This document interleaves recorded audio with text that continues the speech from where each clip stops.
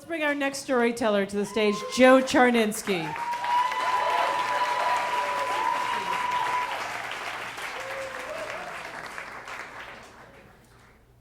I'm at a family party, and I am boasting, and I am bragging, and I am waving a white piece of paper in the air on which is written the phone number of a beautiful woman I met on the New Jersey Transit train on the way there.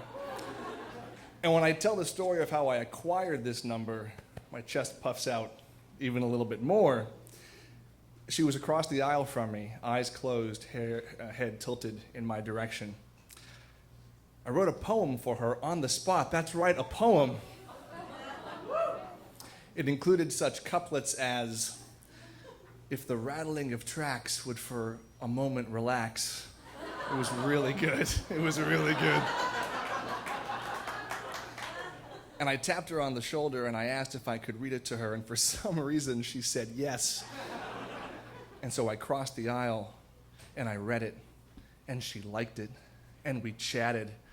Her name was Pam. She attended the University of Vermont. She was originally from New Jersey and was here on winter break. She was on her way to the Short Hills Mall, where she worked at the Aldo shoe store. I acquired all the necessary information to fall in love with her on the spot. And I did. What I didn't do was ask for her phone number or her email address or her post office box or anything before her stop arrived and she got off the train. See, at this time in my life, this is before the turn of the century, 1999, I'm a younger man then, I was not what you would call a closer when it came to women. I was like miscellaneously funny and personable, not exactly charming and smooth, right? I was a really good friend. Oh, did you feel that? Did you feel that? Did it sting you like it stung me to say it? Still smarts after all these years. So, off she went. I know what you're thinking. You say, "Hey, Joe, but you were wagging her number in the air and you just said you didn't get her number. What's the deal?" Well, friends, I'm glad you asked. When I got off the train a few stops later, my sister-in-law picked me up and she innocently asked, "How was your train ride?" And I told her about Pam and the poem and the University of Vermont and the Short Hills Mall. And she said, "I have to go to the Short Hills Mall. I was going to ask you, do you mind if we stop at the Short Hills Mall? I have to pick something up." And of course I said, "Well, this is destiny." So we went to the Short Hills Mall, and I went to the Aldo shoe store, and Pam saw me, and she kind of was like, okay, chuckled, and we met in the middle of the store, fluorescent lights beaming, very romantic. And I said, "Look, I'm not a stalker. My sister-in-law, she had to come here, I promise." And Pam said, all right. And I said, "But I can't imagine this is a coincidence." And she said, "Okay." And I said, "So can I have your phone number and I'll give you a call?" And she said, "Sure." And she gave me her phone number, and it was for her number at school, so don't call for a couple of weeks. And I said, "Okay, great." And again, Pam was beautiful, and wow. So I left there, and I'm like, what? It was amazing. Pam gave me a fake phone number.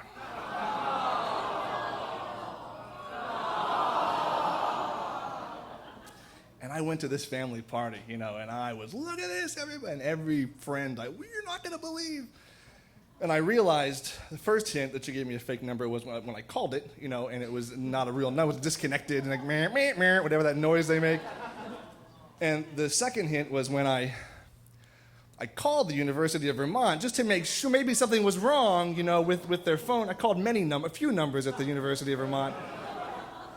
And this was, again, before the turn of the century, and the internet was a little different back then. So I went to the website of the University of Vermont, where there was a student directory on which was a lot of email addresses for the students, and I didn't know Pam's last name, so of course I had to email every Pam at the University of Vermont. And I did that. And I got a lot of responses, some of which I don't want to talk about. And then, but some were like, "Hey, I'm not the Pam, but I wish I was, because this is a great story, and I probably should have called those girls."